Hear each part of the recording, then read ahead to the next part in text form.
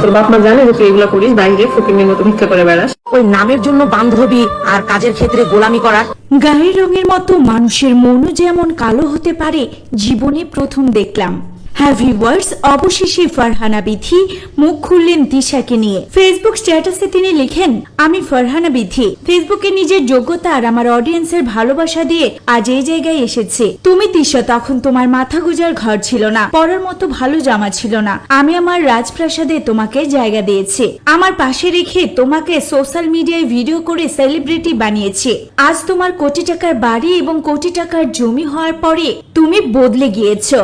আমি তোমাকে গোলামের মতো করে রেখেছি। আমি যদি তোমাকে গোলামের মতোই রাখি, তাহলে আমি কেন তোমাকে সোশ্যাল মিডিয়ার সবার সামনে পরিচয় করিয়েছি, কেন সেলিব্রিটি বানিয়েছি, কেন সারা দুনিয়ার কাছে তোমাকে বন্ধু বলে পরিচয় দিয়েছে? এতেই তো বোঝা যায় গায়ের রঙের মতোই তোমার মনটাও কতটা কালো। আর এখন যারা বলো আমি খারাপ, তিশা ভালো, আপনারাই বলুন, আপনারা তিশাকে চিনতেন কার কারণে? তিশার ভিডিও দেখতেন কেন? আমি যদি তাকে বন্ধু বলে পরিচয় না দিতাম, তাহলে কি সে এত দূর আসতো?